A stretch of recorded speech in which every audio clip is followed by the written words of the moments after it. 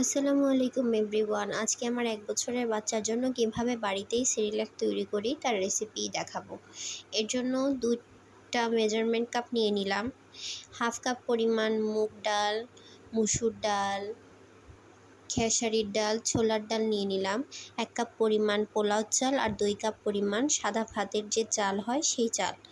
Half cup পরিমাণ কিশমিশ, ১ মুঠ পরিমাণ কাজু বাদাম, ১ মুঠ পরিমাণ কাঠবাদাম দিয়ে দিলাম। এবার এই শুকনো উপকরণগুলোকে ভালোভাবে মিশিয়ে নিতে হবে।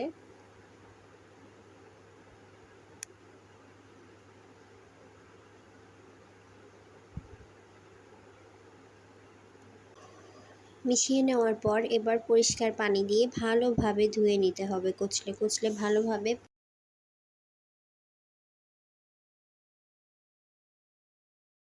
আমি এইভাবে ২ বার ৩ বার করে ধুয়ে নিয়েছি। এরকম যখন শুকনো হয়ে যাবে, পানি থাকবে না, তখন একটা বড় প্লেটে আমরা নেড়ে দিব।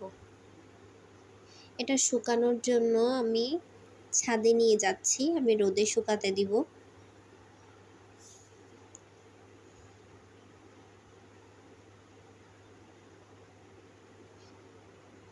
আমার শুকানো হয়ে গিয়েছে, দেখুন কতটা ঝরঝরা হয়ে গিয়েছে শুকিয়ে। এবার এগুলোকে আমি নিয়ে আসব। এবার এগুলোর সাথে আর কিছু উপকরণ মেশাতে হবে, যেমন আমি এখানে প্রায় ১৫টার মতো খেজুর অ্যাড করেছি, সাথে ১ কাপ পরিমাণ সাবুদানা আর ১ কাপ পরিমাণ ভুট্টা।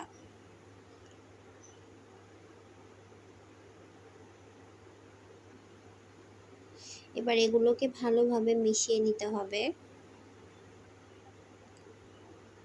আমি আমার বাচ্চার জন্য সেরিল্যাক সবসময় বাসাতেই তৈরি করি। এবার একটা শুকনা কড়াইয়ে এগুলোকে ভালোভাবে টেনে নিতে হবে।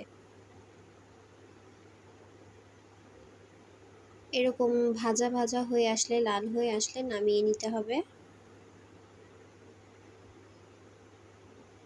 একটা বড় প্লেটে রেখে একটু ঠান্ডা হতে দিতে হবে। পরবর্তী ব্যাচে আমি আবার ভেজে নিলাম। এরকম করে আমার সবগুলোই ভাজা ভাজা হয়ে গিয়েছে। এবার আমি একটা ব্লেন্ডারের সাহায্যে এগুলোকে ভালো করে মিহি করে গুঁড়ো করে নেব।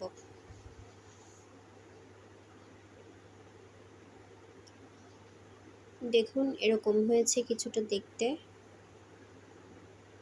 আমার সেরেলাক তৈরি। এটা খুবই উপকারী বাচ্চাদের জন্য।